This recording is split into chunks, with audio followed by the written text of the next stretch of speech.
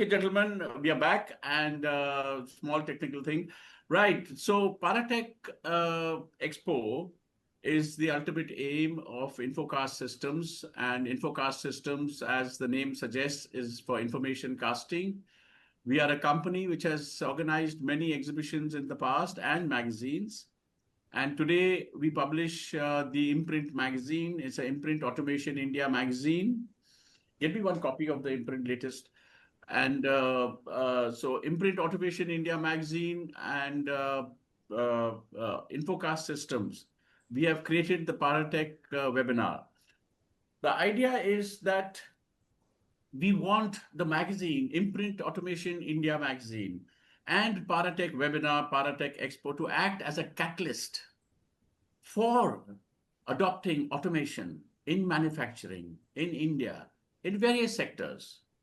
We have identified 13 sectors in which automation is key. And why we have called this webinar as imperatives of automation in pharma manufacturing is to accept the global geopolitics and the reality that the Indian pharma industry, as of course other industries, but the Indian pharma industry equally, is in a race, is in a global race to be cost competitive, to be a leadership industry globally. And manufacturing is the key word now. India is in a race to be in intelligent manufacturing. And this is the idea behind the title, Imperatives of Automation in Pharma Manufacturing. There's a sense of urgency here in the title, the imperatives, because we feel that the entire Indian pharma industry should look at automation very seriously as an emergent, urgent action they have to take. And that is the goal of our webinar, to act as a catalyst. And I'm not talking about the global marquee brands of pharma in India. They have the best management. It's all very good. And I'm 100% sure that they are very aware of automation. And the leading automation companies in the world are present in India. And we have one of them, of course, ABB, G. Balaji as a speaker in this session. And I'm sure that they are alive to the urgent need to adopt intelligent manufacturing and automation. But our focus is a little broader. The purpose of this webinar, which will be hosted on our YouTube channel, Paratech OTT Studio YouTube channel, we will be carrying the white paper on this webinar also in the magazine. And we will be having a link to see and learn from this webinar's contents in the future. The idea is that the tier 2 companies, the tier 3 companies, all of them have to think that they are part of the juggernaut of Indian manufacturing in pharma. They are part of it, and they should all consider adopting automation, and they should look at that very seriously in their boardrooms and in their investment plans, and understand how and what they should do to start automating the factories. So, gentlemen, we are expecting our one of our speakers, Ravi Kalla from Anthem Biosciences, soon to join us. So until then, we will just use this opportunity to chat about the market in general and about these things. And there is, we have 2 of our speakers already here. I will introduce all the 3 speakers as soon as Ravi Kalla joins us. Meanwhile, we just to introduce everybody, we have Satish Pathak from Samiep Innovations from Pune. So just Satish, you can raise your hand so everyone can know that it's you. Yeah. And we have G. Balaji from ABB. And everybody knows in the automation industry, of course, about ABB, and of course, I'm sure even in the pharma industry, ABB is a common name because they are supplying critical hardware, software, and new technologies and automation to maybe a lot of the pharma companies. So just generally speaking, I would like to ask G. Balaji first. What do you think, Balaji, what do you think about the idea of this webinar, imperatives of automation in pharma manufacturing? What is your gut reaction to the title and to the webinar itself, the idea behind it, to galvanize, to act as a catalyst? Yeah, hi all. Firstly, a warm welcome to my co-panelists at this moment, Satish, and thanks Anil and Chaitanya and Paratech Expo for organizing this webinar and having me here along with you. So my initial thoughts are this way, Anil. I think when it comes to pharma sector, especially pharma in India, we all know the significance of not just the impact of manufacturing in India for India, but manufacturing India for the world. We have a very unique and a very strong position in terms of manufacturing of pharmaceuticals and as a contract research and manufacturing centers, very uniquely poised, and we have seen a multiple consistent CAGR growth in this sector. So to be precise about the topic of this webinar, which is imperative of automation, what we have seen from our experience is the adoption of automation has been varied. There are quite a lot of companies that have invested significantly and hence significantly seeing the benefits of automation in pharma. We also see a lot of opportunity here for a lot of other companies to imbibe automation and realize the benefits. Naturally, if you really talk about some of the key requirements of a pharma industry and as a vendor, the first and foremost basic ones is being competitive in the market, ability to release a product new in the market. These are some of the basic business imperatives of any pharma company.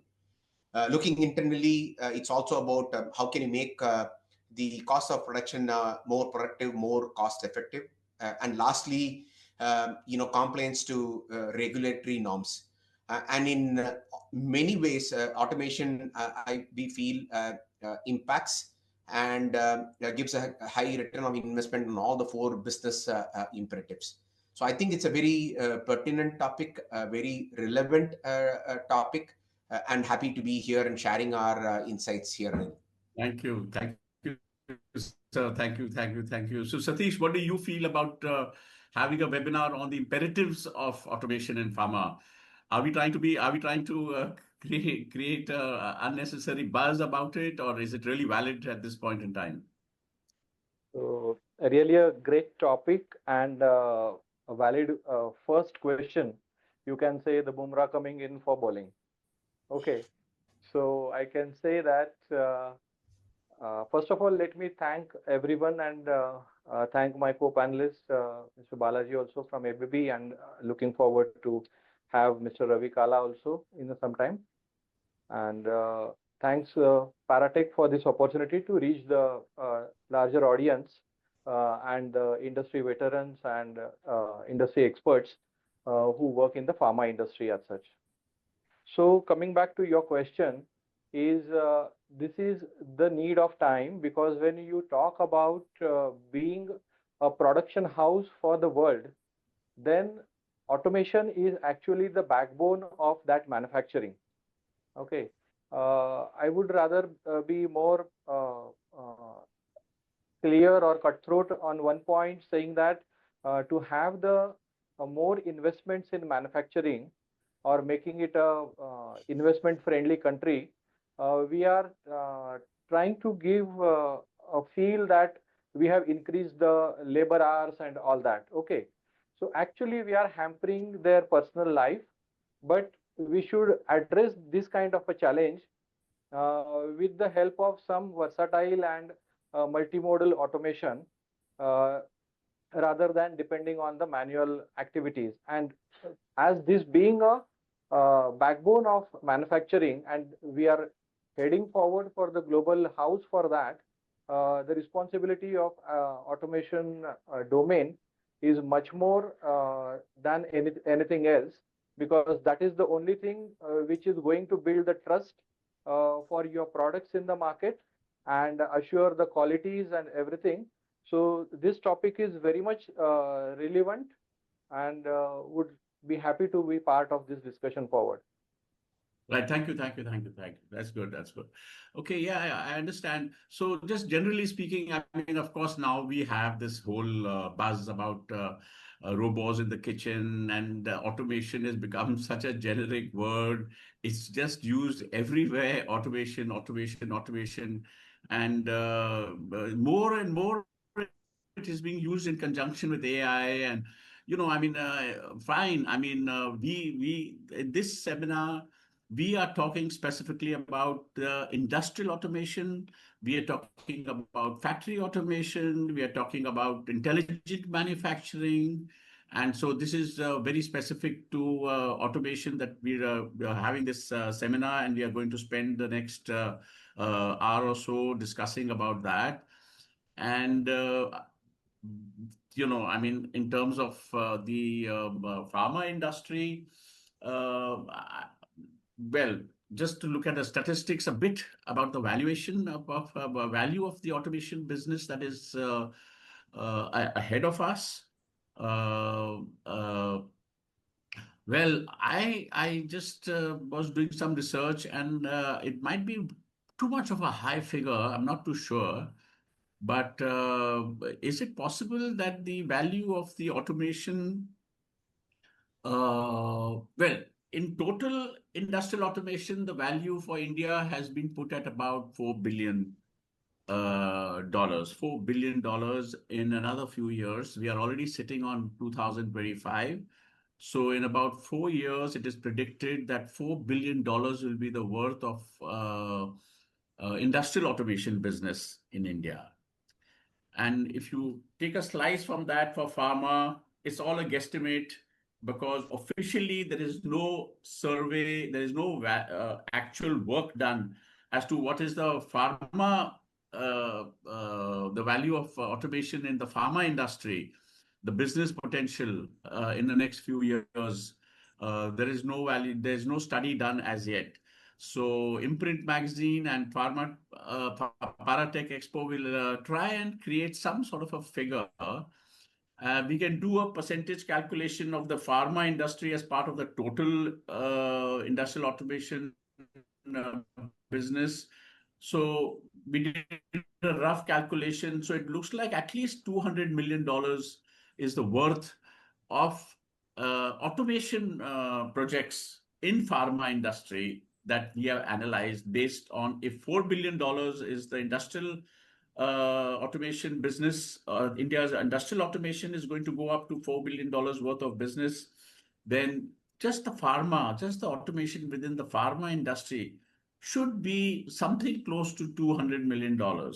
What is your take on this figure which I have come up with, Balaji, sir? Do you So, think that the automation business is that much? Anil, from a ABB perspective and my personal opinion, it's possible that your numbers could be right. It's a guesstimate you're taking. But what I would like to say is there is a significant opportunity that exists in the field of pharmaceuticals. So and clearly, if you, as Satish just said earlier, if you really want to make, which by the way it is, that India is one of the manufacturing hub, but if you really want to ramp up both the investments, it becomes imperative that there is a much more possibility of imbibing automation. And I'm not able to give a number there, but all I can say is it's a significant number. It is significant. Of course, it is significant. Yes, yes, yes, yes. Satish, what do you feel? Do you think the value of Yeah. So value of automation, I look at. business available in the pharma industry in the next 5 years is around 200 million? Pardon It me? should be that way. It should be that way. But I have two different views to look at it as far as value is concerned, business value is concerned. One is the opportunity value for the automation business industry itself, automation providers. And another thing is that what value they bring to their customers. In this particular case, the pharma, biotech, and API industry, what value they bring into. So in totality, that is really a must for us because ultimately it is going to benefit our country, our GDP, and our stake in the global market. That is how I look at into. And number two, it is Okay, not that's an only altruistic, hardware. Now the automation has gone up even. altruistic Yeah, viewpoint that as to what are yeah. we, how are we going to And benefit why others, why we should work on that? see about Yeah. the automation industry, how much business they look. Hmm. I see, I see. Of course, the value for the country, for customers, definitely is immeasurable, I would say, because any factory that gets automated, the values, there are so many benefits. There are so many benefits of automation. I mean, I just was making a small list of areas of benefits in automation. There is, the automation allows you continuous manufacturing, traceability, compliance, process optimization, quality assurance, robotics for production enhancement, packaging efficiency, then robotics and repetitive machine activity, achieving rapid production, clean room activity via automation, activity in hazardous production area via automation. Then, I mean, there are many benefits of automation. There is no doubt, and the value must be tremendous. But purely from the perspective of automation companies, my concern was that how much R&D is being done by automation companies in India to create solutions, automation solutions for Indian factories, deploy them at a of course at a reasonable rate, a reasonable cost to Indian pharma industry, so that more and more companies, Indian pharma facilities can adopt automation, intelligent manufacturing.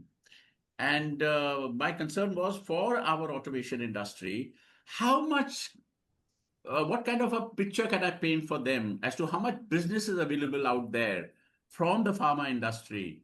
Is it $200 million? Is it more than that? So that they also get into a motivation to invest in their R&D, prepare more products, and be ready to deliver to the factories the automation solutions. So that's why I was trying to create this figure of the automation. What is the business possible? What is the business we are looking at in the future? So we had a good chat about this, and I think Ravi is also joining us. So we can probably in a few minutes start the introduction of the speakers and go forward. But I enjoyed the chat with Balaji and Satish about the business potential and all that. And yes, so welcome. I hope you can hear. I'm not sure. Chaitanya, Hi, is hi Anil. I can hear you guys. hi, Ravi. Hi. Apologies for Yeah, great. yeah. So you joined us. Yeah, that's nice. That's nice. So we were waiting for you. And before you came, we were just chatting about how much business is there for the automation companies. Of course, you're from the pharma industry side. Balaji is from the automation industry side. But yeah, we just basically got an idea that India is ready, and there's a huge potential out there, both for automation, both for Indian pharma companies and all that. So it's great. And I'll just start my scroller. So let me introduce Ravi Kalla, CIO, IT and Digital Automation, Anthem Biosciences Private Limited. Ravi joined Anthem Biosciences, where he has since risen to head IT and process automation. Over nearly 2 decades, he has spearheaded the company's end-to-end IT/OT integration, digital twin implementation, SCADA systems, and cloud-based QMS adoption, making Anthem a pioneer in pharma automation. Ravi Kalla is the visionary leader behind Anthem Biosciences' transformation into a digitally enabled CDMO. Since 2015, he has overseen a first of its kind IT/OT convergence, linking PLCs, SCADA, fermenters, bioreactors, and utilities into a central control system that has drastically reduced downtime and operational complexity. He spearheaded the implementation of a digital twin of their manufacturing plant. It's truly amazing all that he's done. Integrating real-time sensor data from 480 plus assets, empowering teams to monitor and intervene via mobile or tablet even during pandemic lockdowns. This architecture ensures full compliance with FDA Part 2 and CGMP, while paving the way for AI-driven analytics and predictive process optimization. Ravi also led the rollout of cloud-based Viva Vault Quality, digitizing batch records and enhancing regulatory traceability, bridging engineering, IT, and quality systems. His leadership has positioned Anthem as a pioneer in pharma plant of digitization, making him a perfect voice for practical automation insights. And we have G. Balaji. He's SVP and Head of Energy Industries at ABB India, where he leads industrial automation, digital transformation, and integrated technology deployments across energy and process sectors. Under his leadership, ABB has executed large-scale automation projects spanning DCS, SCADA, AI, ML, and cloud-based systems for chemical, pipeline, and utilities clients across India. Balaji believes automation enables flexibility in product scaling and real-time control without sacrificing consistency. Balaji is responsible for ABB's strategic role in the hydrogen value chain and how electrification and automation are converging in energy industries. At our webinar, he will bring the perspective of a technology provider and systems integrator, covering how to scale automation effectively, integrate IT/OT, and drive operational excellence in pharma manufacturing. Then we have Satish Pathak, founder and executive director, Samiep Technology Innovations. A celebrated inventor and automation innovator, Mr. Satish Pathak brings us industry-agnostic problem-solving perspective to process automation, drawing from decades of hands-on innovation, including patented control valve systems and customized compounding automation solutions. His work spans pharma, biotech, API, and allied manufacturing sectors. In this session, Mr. Pathak will focus on simplifying complex automation challenges, reducing CapEx, OpEx, and delivering faster ROI. Participants will gain insights into practical, cost-effective automation approaches that enhance efficiency and consistency across diverse industrial environments. So thank you very much. We have three speakers who have contributed over decades. They have contributed over decades to their professional life. And, they have contributed to the automation industry and to the pharma industry and to the manufacturing of components like valves through Samiep. So Ravi is the one who is, of course, from the pharma industry, and he's best suited to give us a perspective about the imperatives of automation in pharma manufacturing. He has done it in a pharma unit. And I hear great things about the collaboration between Anthem Biosciences and ABB in creating a ecosystem which is really the talk of town today. So I would like to go into in-depth analysis of how Ravi has seen what has he done at Anthem Biosciences, which is a good example for the whole industry. So, Ravi, Anthem Biosciences has been a pioneer in digital transformation in pharma. Could you share how this journey began and what your main goals were when you started modernizing your operations? Yeah, morning to all of you. Hi, Balaji, how are you doing? I'm fine, Ravi. We started our greenfield project way back in 2014 and 15. So that's the time I got into the space. It's an accidental jump from IT side. And my initial thought was, why don't we virtualize the servers instead of physical layers sitting in the shop floor as well as in the data center. So that's the first process. It's not a well-planned, well-curated jump. So when I started interacting with companies like ABB, Siemens, Rockwell, and Emerson, then I realized that there's a lot to do here by creating a thin IT infrastructure rather than a thick IT infrastructure. Because I was getting a thick IT infrastructure proposal from all these folks.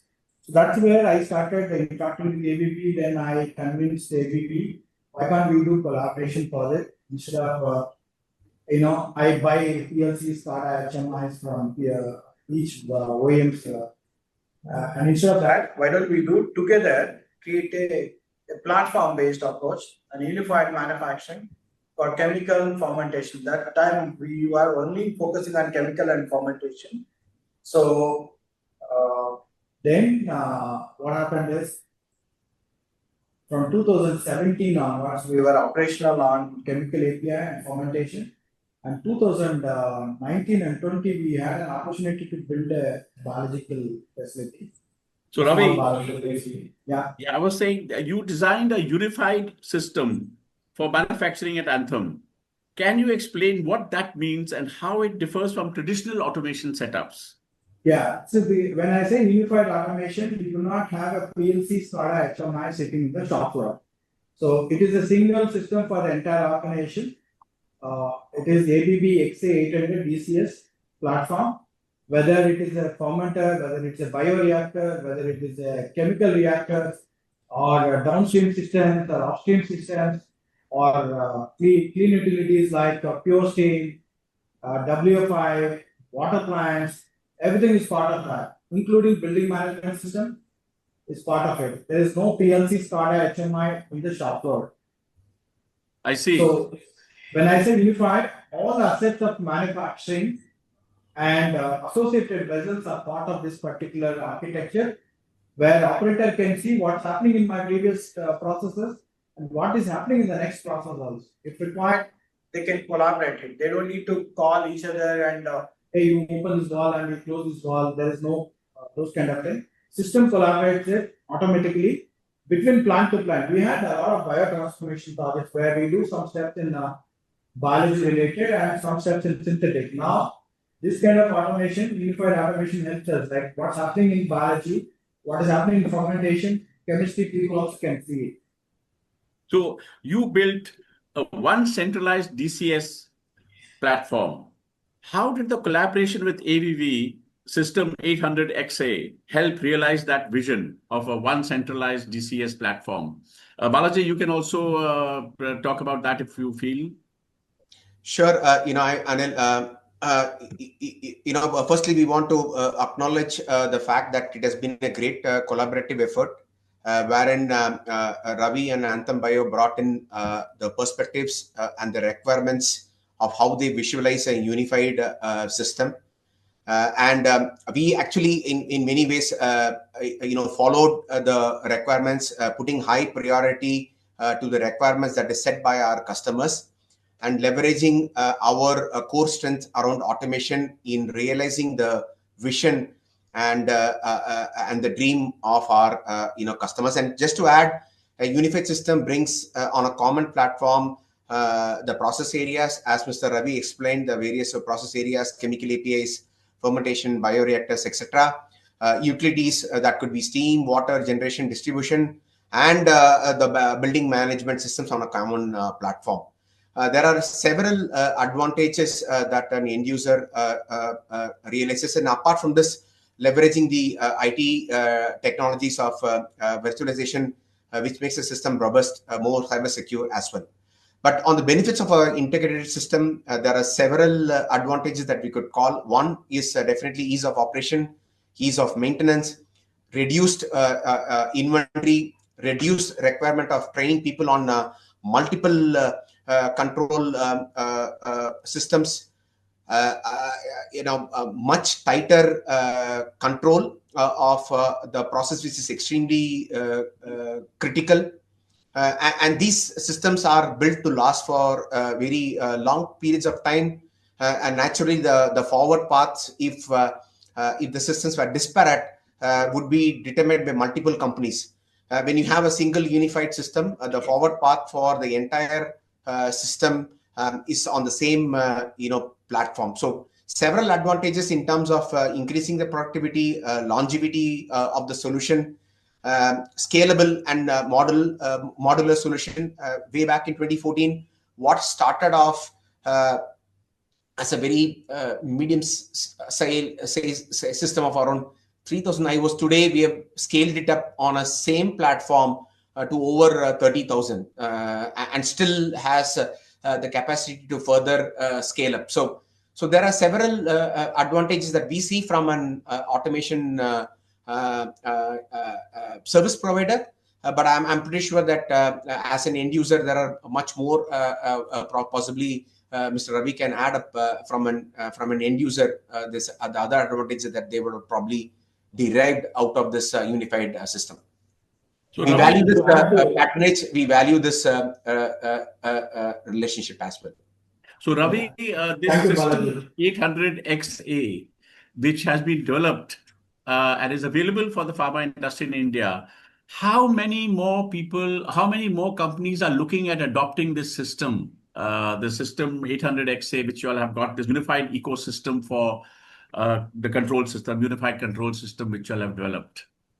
No, I could see a good traction when I go and represent in the forums, or when the ABB brings their customers as a reference or discussions, right?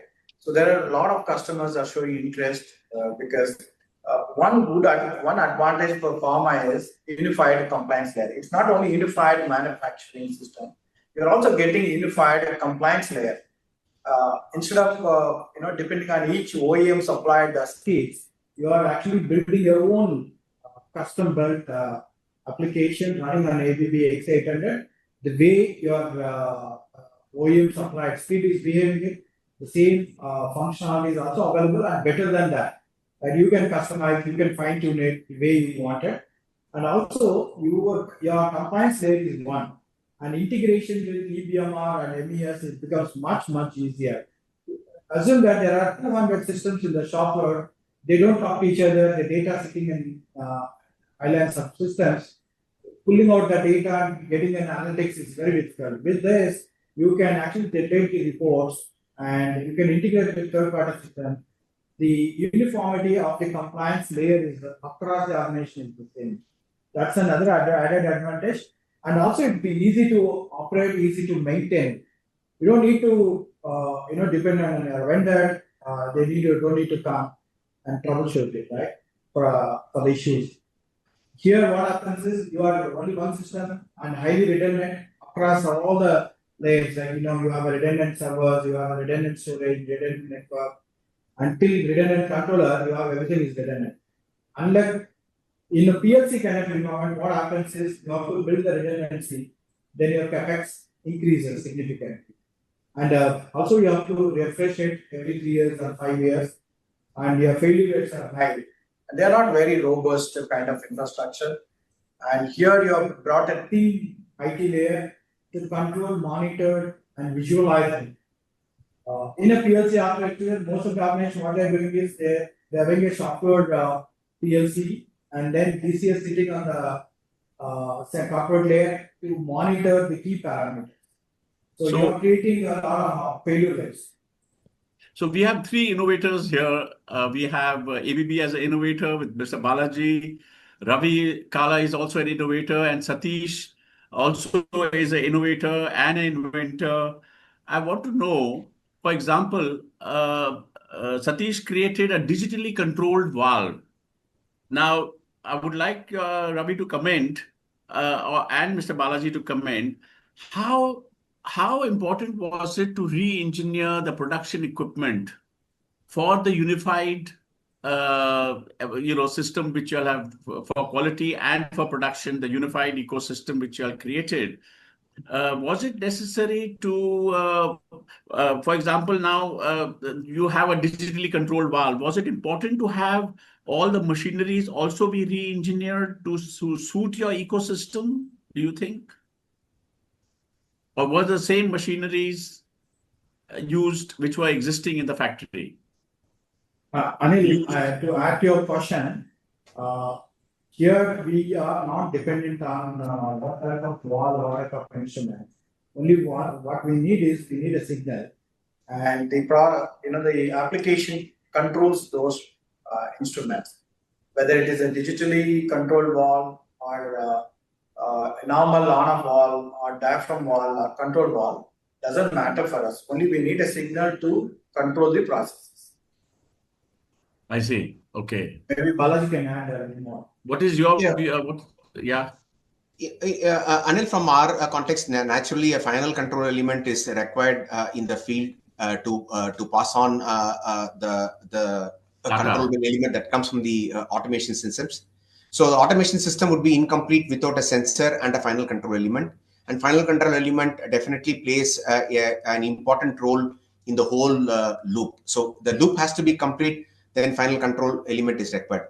Naturally, in a greenfield type of a project, then this is foreseen, and hence it is built as the systems come up.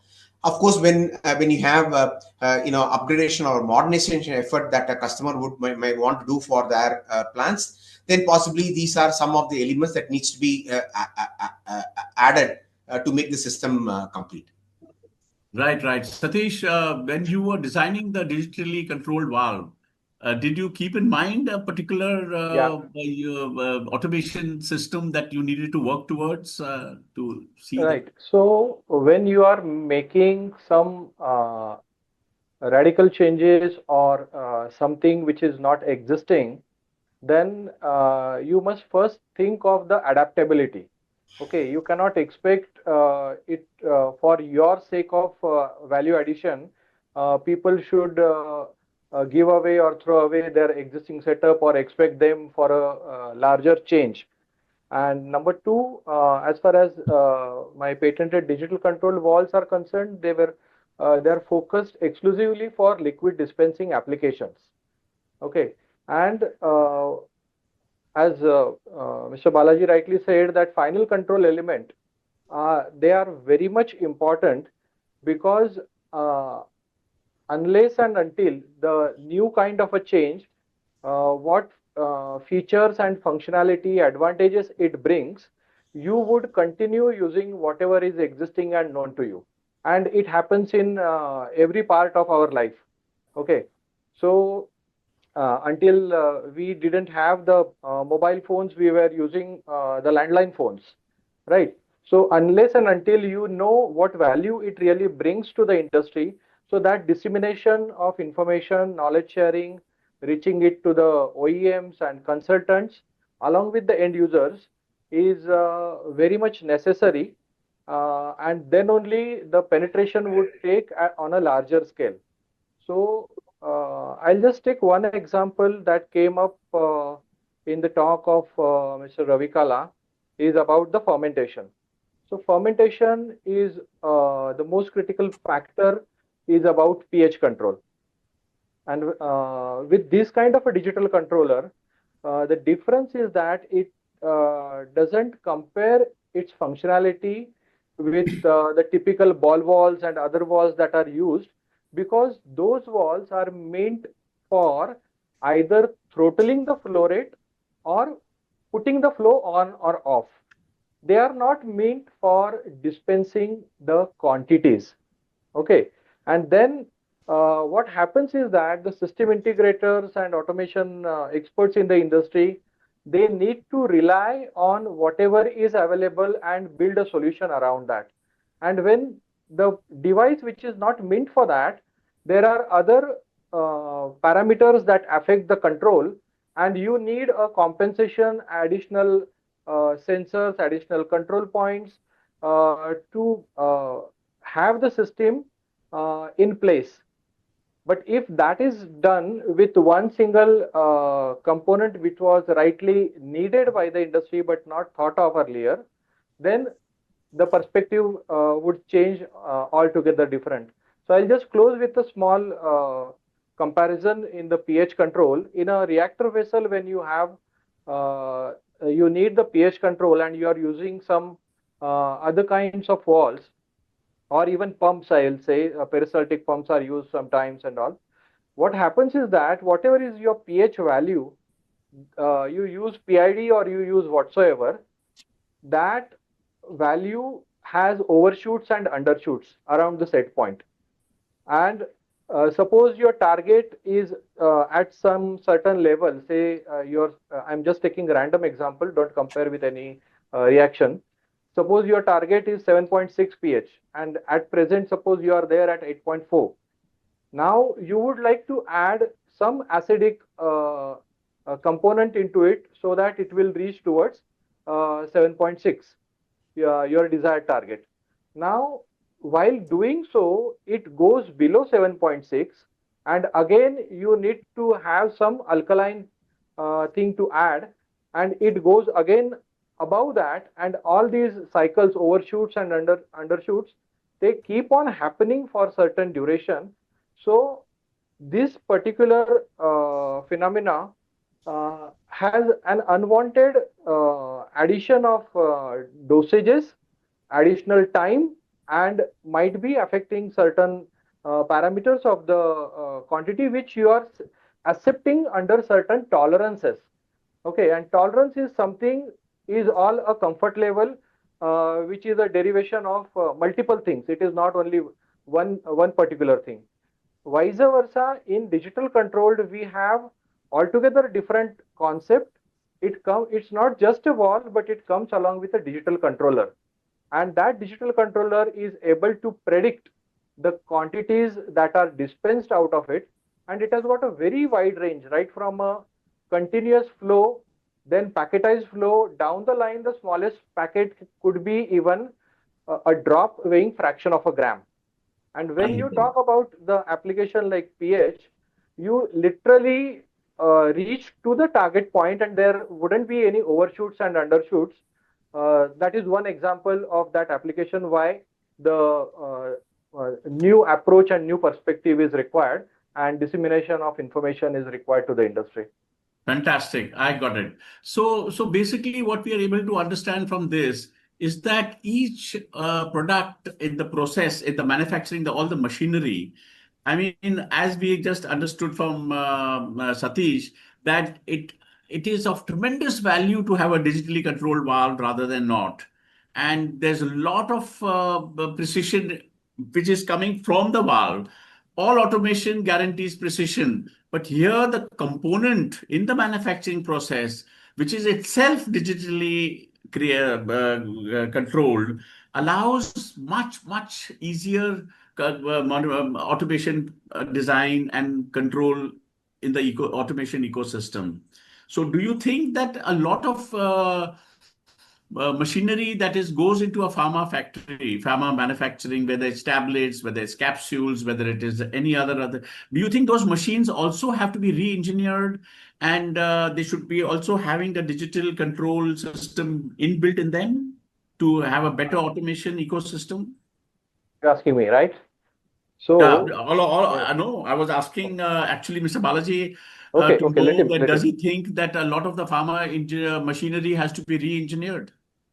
So, Anil, from a context of automation, we don't, really expect a re-engineering of the core equipments or machines. Yeah. It is, our play is not really into it. Rather, I would say that, you can call these machineries as the organs of a human part, and then the automation actually becomes the brain, and then there is nerve systems and the muscle systems which work in together.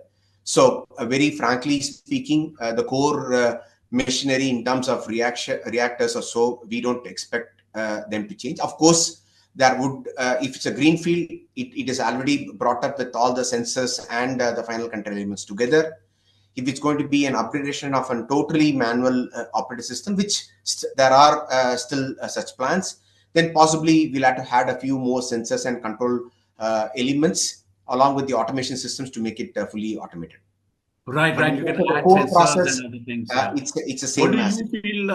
What do you feel, Ravi? Do you feel that a lot of pharma equipment has to be re-engineered and to have a good automation unit, automated factory, intelligent manufacturing? Does the machines have to be re-engineered? No, not necessarily. Digitally controlled? Not necessary, Anil. Only one thing is we need to change our mindset to automate the process. Instead of having hybrid system, we should able to do fully automated, or you don't do automation, do completely manual. Instead of doing hybrid automation, it is better to do complete automation fully. That's all. And you can get into new kind of technologies, like instead of doing traditional manufacturing, you can do continuous manufacturing, and you can control with sensors and instrument. As Satish said, a digitally controlled valve can help you to do fine controlling, especially in the dosing of pH or the dosing of certain media, which is very critical for the process. Right. So quality, I would like to add here, if you don't know, because as I rightly said initially, that when you bring in some disruption, its adaptability is the foremost important thing. However, value it is bringing, but the adaptability is not easy, then it has got limited scope to penetrate further, or the penetration would be much lower, or maybe in the greenfield projects and all. But the digital controlled valves give you an opportunity for retrofitting without making any changes in the existing machinery setup or redesign the machines and all that. But it would be replacing the only necessary part, might be a pump or a valve in given circumstances. And as it comes along with its own digital controller, the existing system just needs to communicate with that and has no burden, no liability, no expertise required how to use the valve. Okay, because it can be readily configured on the field itself, and the only job left out is only to communicate with the device and set your expectations with that. Nothing more than that. Access the on WhatsApp. Please see. Right. Okay. Sorry for the interruption. Right. So I had a question for Balaji. Now, ABB operates across multiple industries. How do you assess the digital maturity and automation readiness of the Indian pharmaceutical sector? So, digital maturity, automation across multiple segments, practically all the business verticals that includes oil and gas, power, water, specialty chemicals, pharmaceuticals, food and beverage, metal, mineral, mining, etc. I think the pharmaceuticals is quite mature, as is many, but there is also a lot of scope. Because it's also a very wide sector of players that we have seen in pharmaceutical. There are lots of companies that is really advanced in terms of adoption of automation. There are some hybrid ones, and there are still many that still uses manual.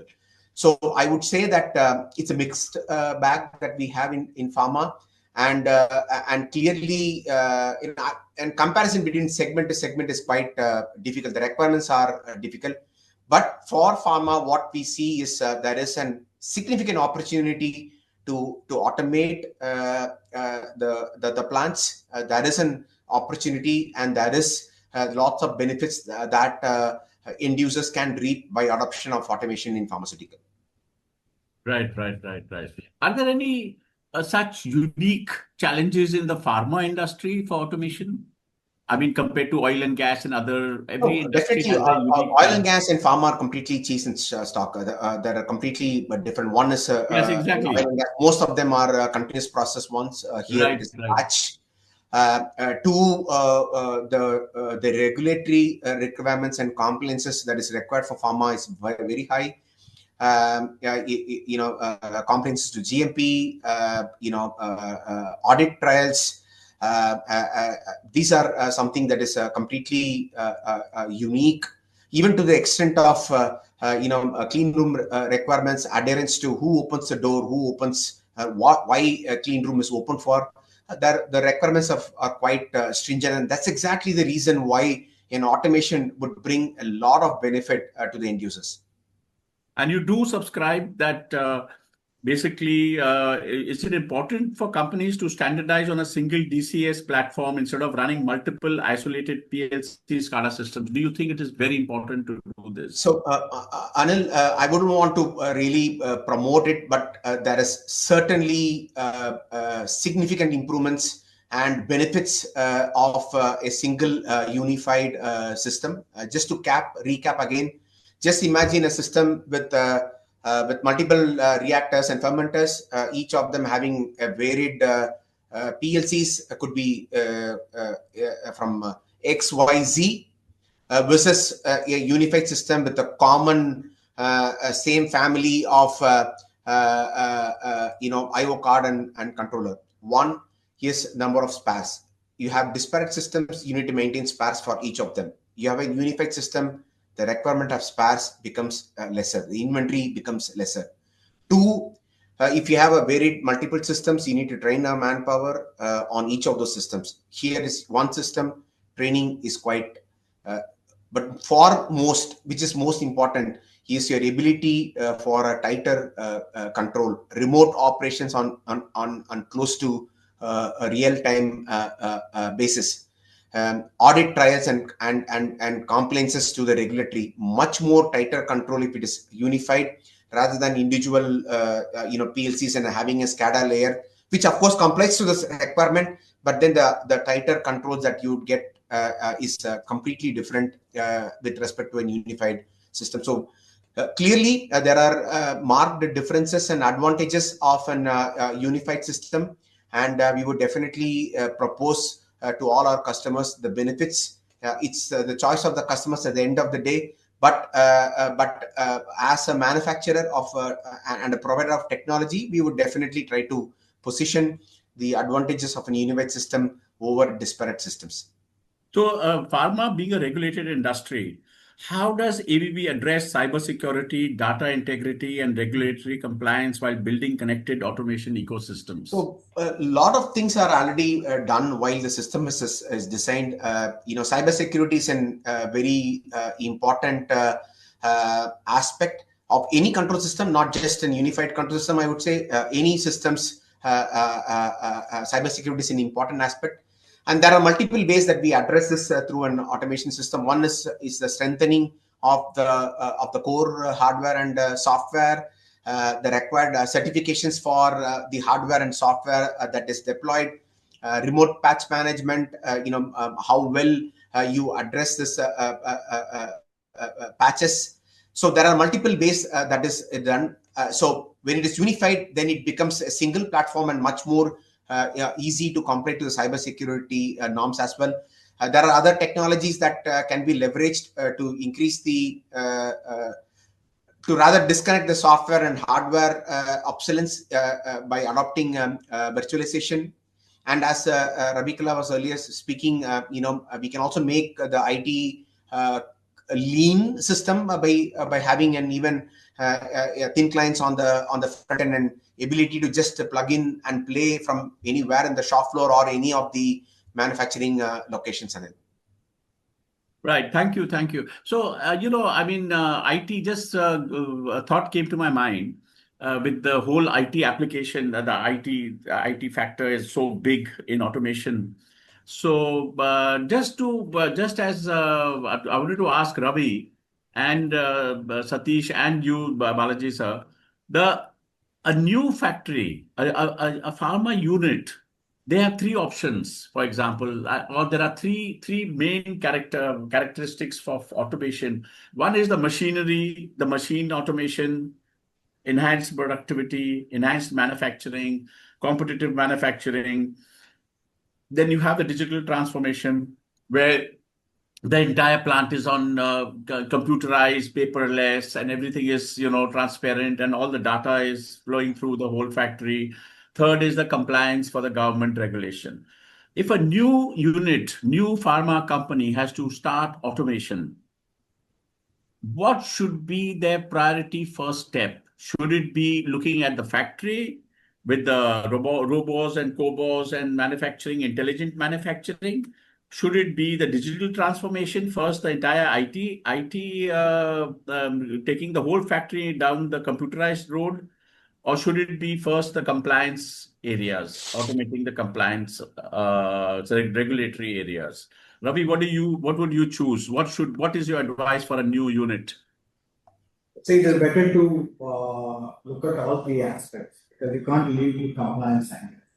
At the same time, you cannot leave your factory automation.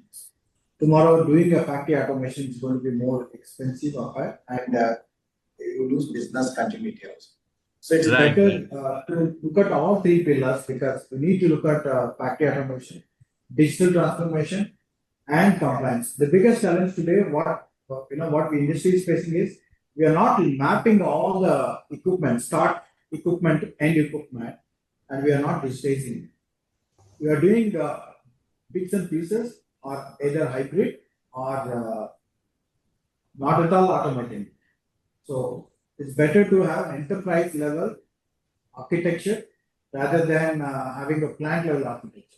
Say in a facility you are having 4 or 5 plants, better to automate start plant to end plant, and including utilities and associated vessels. So leaving one space, like if you are not taking care of the compliance layer, you're not automating your compliances, then it's going to be a major disaster during audits. So it is better to focus on three pillars. Right. What do you say, Balaji sir? Do you think that the first step should be automating the factory?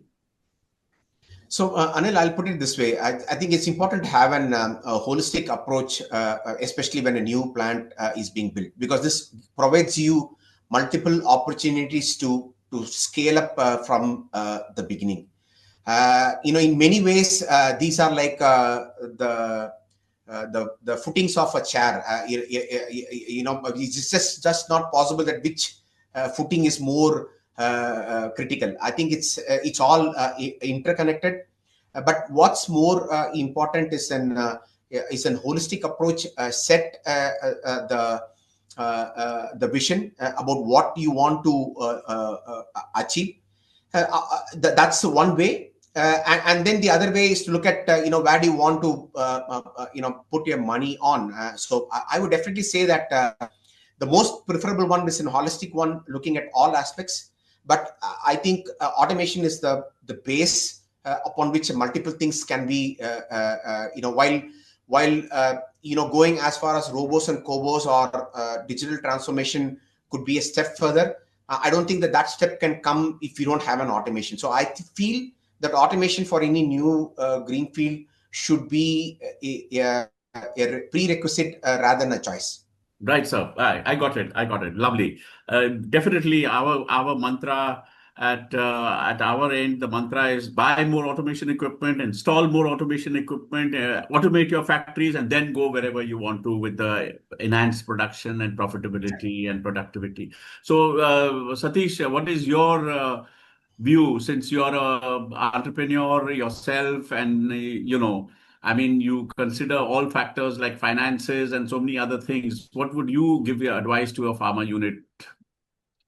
Yes, so I agree to a great extent to Mr. Balaji because even for compliances, if the automation is in place, your compliances become easier. Okay, because driving the compliances or ensuring the compliances are in place, without automation, it would be a challenging task.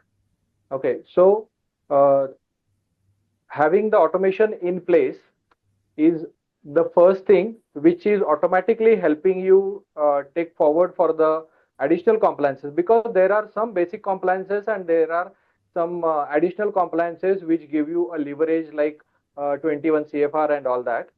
So at least from a uh, basic compliance requirement and having the automation in place, the further compliances and further enhancement in the robotics and all, that will automatically help you the task. Because if you don't do that, and if you have a typical semi-automatic or discrete kind of a sections in a unit, then working on silos would add cost and more challenges later on. Right, right. So another question I'll put forward, and this is regarding Industry 4.0. Now, it's used. This term is used everywhere and anywhere you come across the automation industry.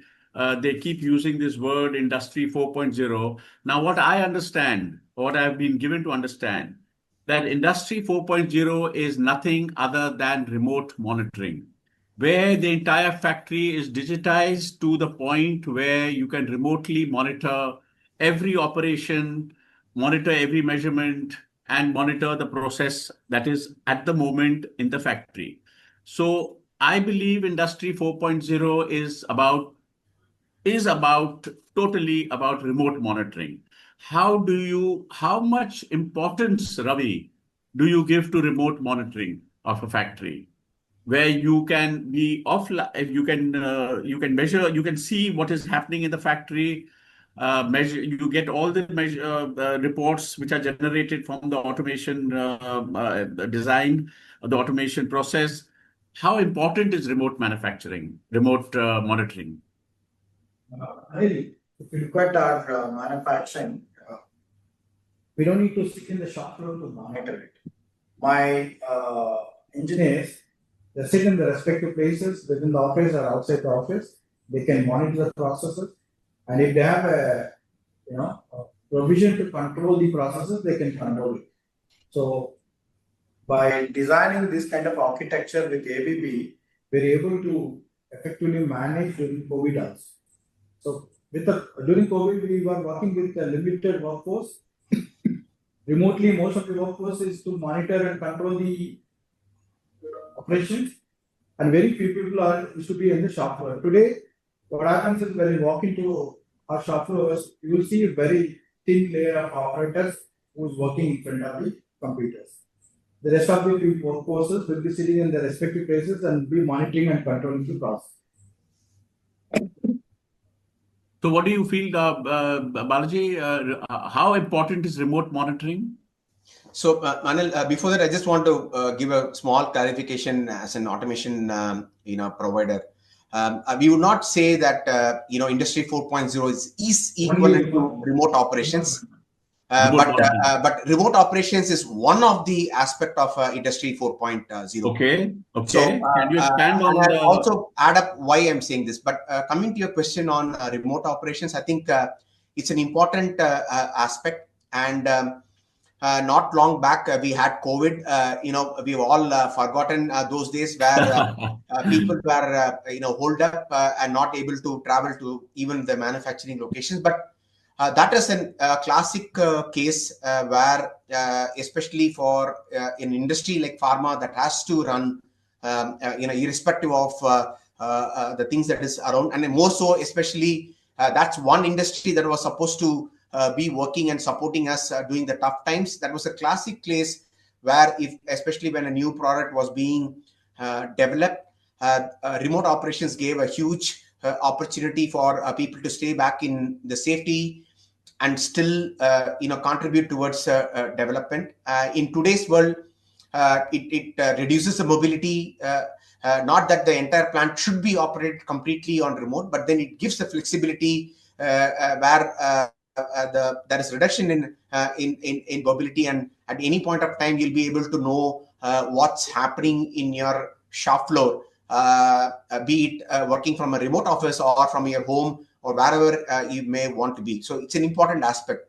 But there are other aspects to Industry 4.0. Industry 4.0, I would say, is the convergence of IT and OT systems. Pharma as a segment has been at the forefront where both the IT and OT is converging very, very fast. All the batch and the regulatory places are the places where this convergence has happened quite fast. So we talk about further analytics that could be developed in terms of PV analytics, in terms of cycle time analytics, in terms of golden batch, in terms of gap analysis. Multiple things can be done.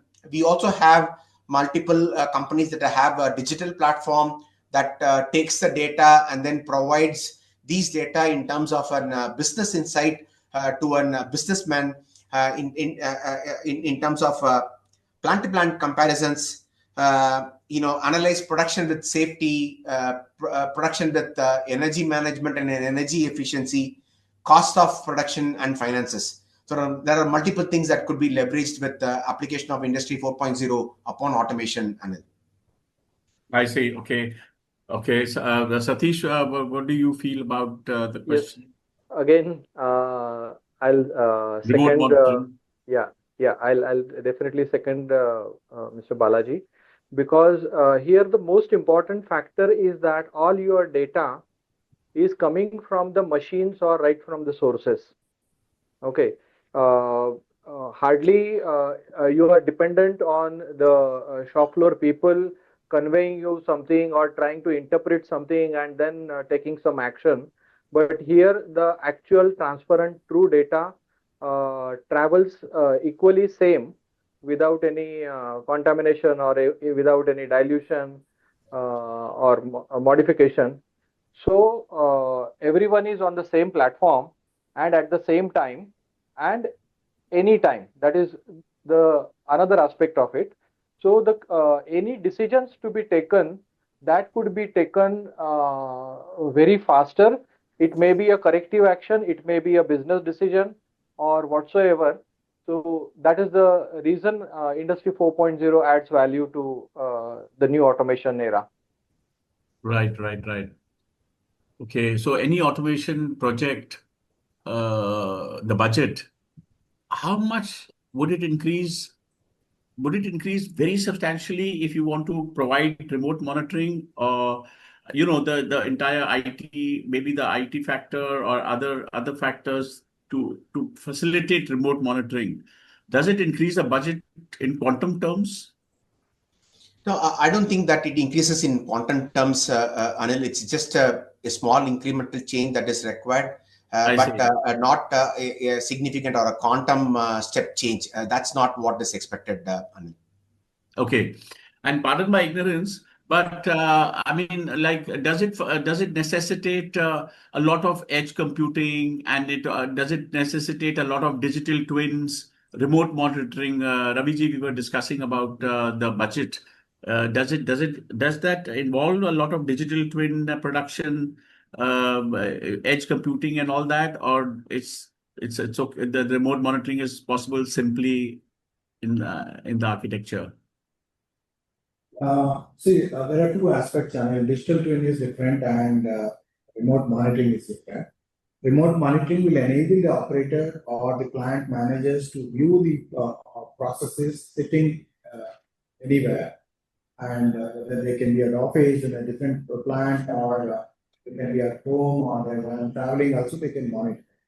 In a digital twin, what happens is, before you actually start any process, you can do simulation and you can find out the bottlenecks and debottle them and then put them into process, so that there will not be any batch failures or will not be any significant quality or yield issues. I see. Okay. Okay. So, Balaji, do you think there's any, just to go back to the same question, is the investment in, like, does it necessitate edge computing, or that is anyway part of the automation design?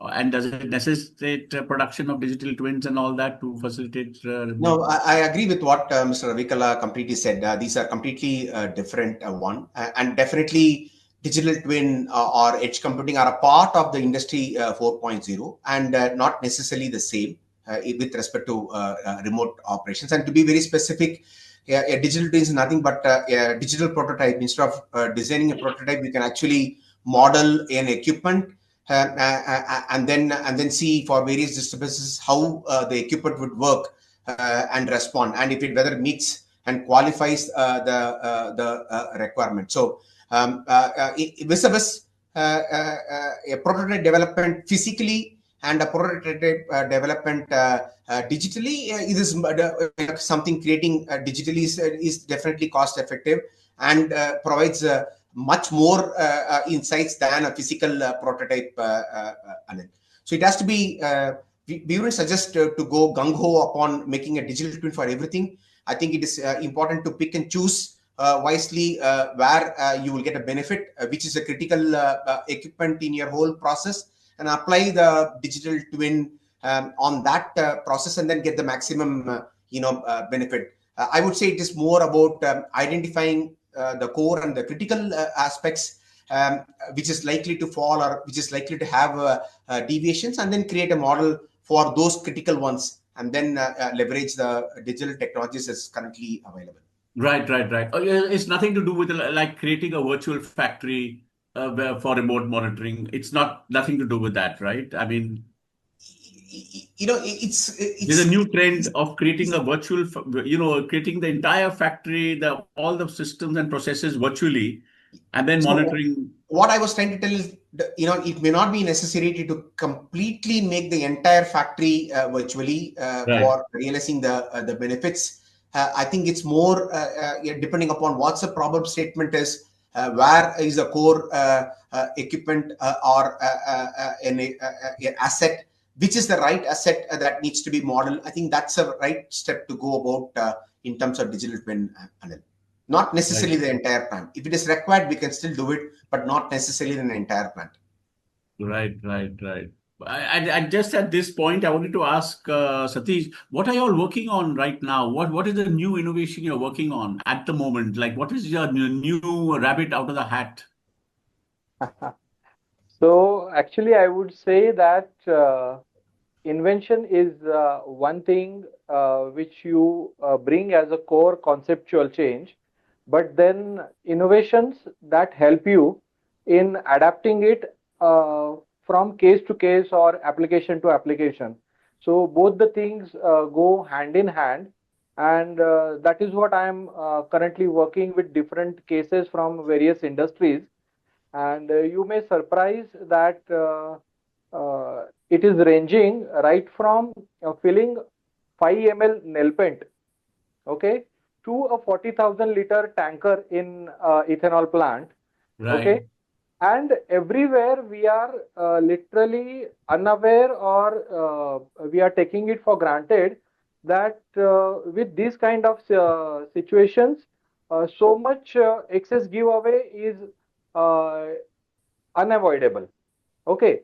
And everybody takes it for granted that fine, if this happens or whatever, so it is not only when a share market falls, everybody is happy seeing somebody else is also losing the money, okay. so, Okay. so here also everybody is satisfied only for the one reason that whatever losses I am making, other industries are also making, so this is the standard. So you have actually your tolerance level is broadened, okay. And as it is accepted by most of the industry people, you don't feel it is anything wrong in that, and then all the calculations start. So here, when I talk about digital controlled valves, we really try to push the limits what the tolerance in industries are being used to, and trying to set new international standards as far as the liquid dispensing applications are concerned. And you will, both my co-panelists would agree that whenever some quantities are dispensed, maybe it for filling applications, packaging application, or maybe a formulation batching application, or any process dosings for that, say, uh, they really accept the quantity to be dosed as a percentage error. Okay. And that percentage error is literally a very sweet terminology to hear and pamper yourself, because the number you hear is a very small number. People say, yeah, we have 0.3% accuracy, 0.5% accuracy, and all that.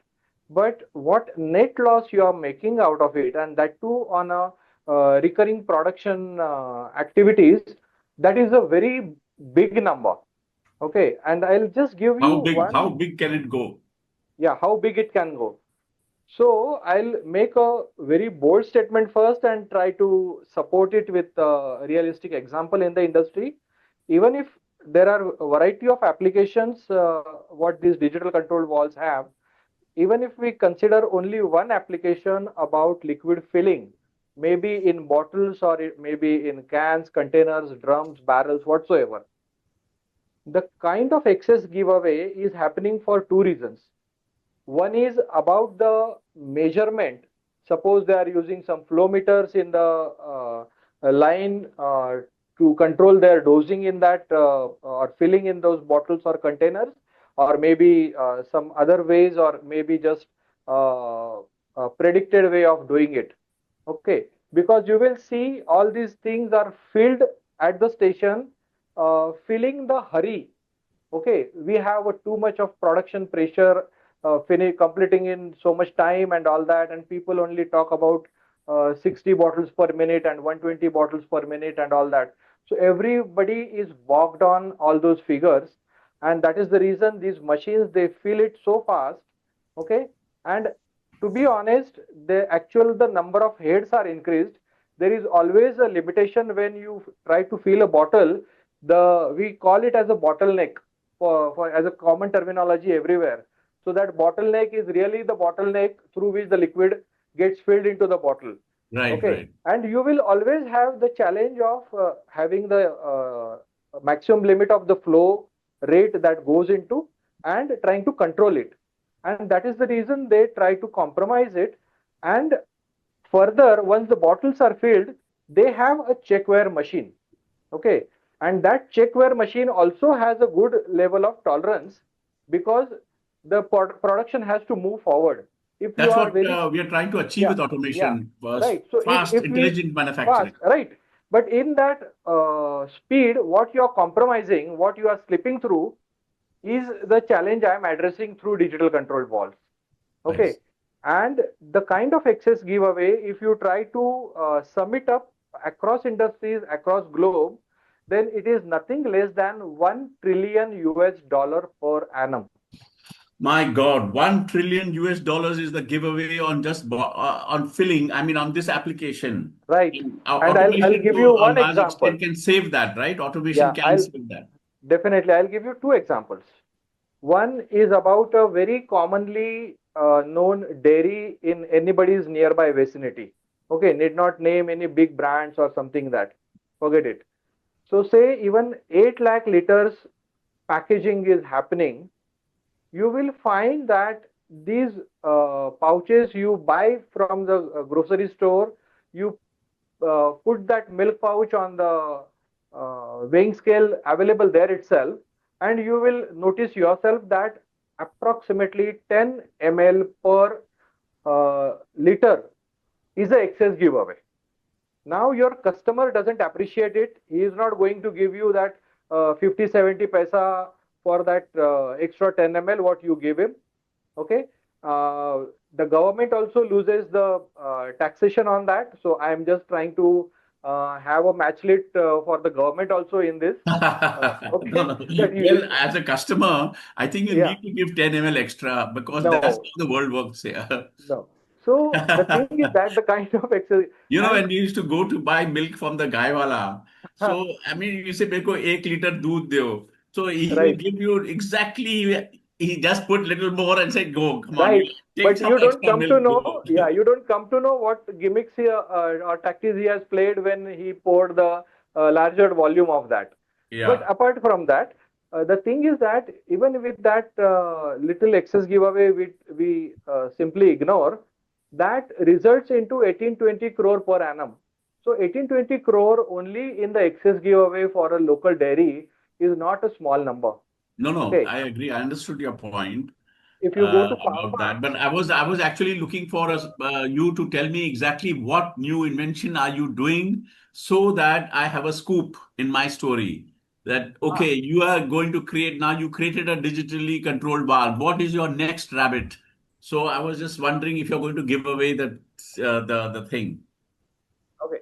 So the new thing, what these things are doing is catering to variety of applications and adding innovation value to the existing invention, so that that can be applied to variety of reasons, variety of applications, and that really brings the game forward, Okay, because these you are are all amortizing. configurable. You are Yeah, these are all amortizing your. configurable. Yeah, these are all You are configurable. amortizing.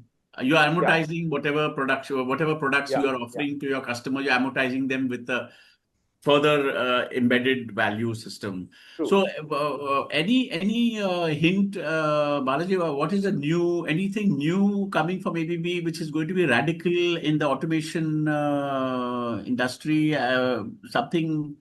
Some new concept or something in terms of No, whether it's Anil, in any technology company, innovation and improvement is a normal course of right. action.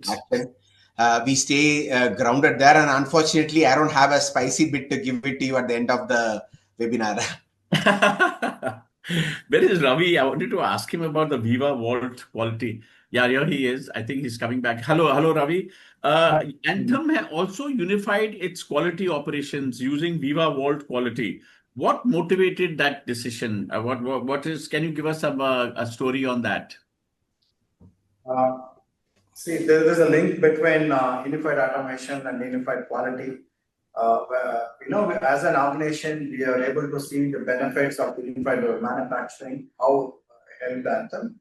And that is where we were looking at, like instead of silos or point-based solutions, we were looking at unified quality systems. So that entire quality is sitting in one layer, the entire manufacturing data sitting in another layer. So that there are two pillars for any manufacturing, especially in pharma, your manufacturing data and your quality data. If you are able to interact with seamlessly, and you're able to bring a lot of data out of it, then using it for your analytics purpose or for the regulatory filing, it becomes easy. That is where we were looking at.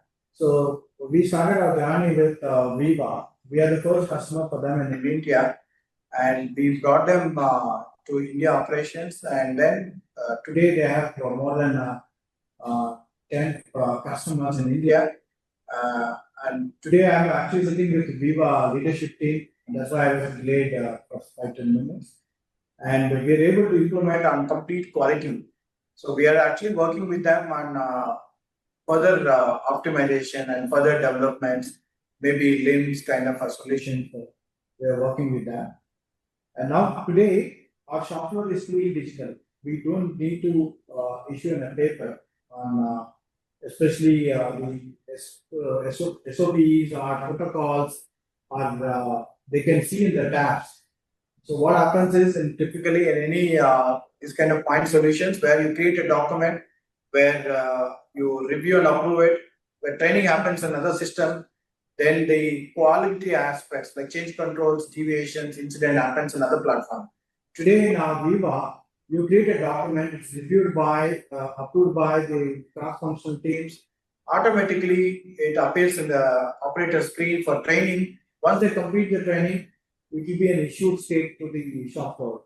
So only truly digital. There is no paper in between, and latest copy is always available in the shop floor. Thank you. I want to thank all the panelists, and I'm given to understand that by 1:30 we should wrap up the webinar. for me, it has been an extremely satisfying experience. And I feel that we've learned a lot. We have a lot of perspective on going into automation for a new company.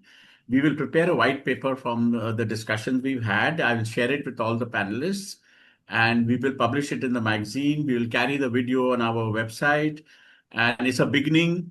And I hope there is a lot of motivation in somebody who sees the webinar from a pharma company to go back into his office and to, say, let's get it to, let's do some automation. Let's find out what is our best course, and, whether it is buying new machines, or whether it is, hiring automation engineer to design what is the automation that is required to be done, and finding the money to invest.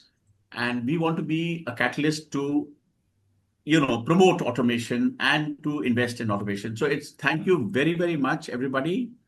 And thank you for joining in and giving your time, your precious time, because all of you are entrepreneurs and, playing leadership role in your company.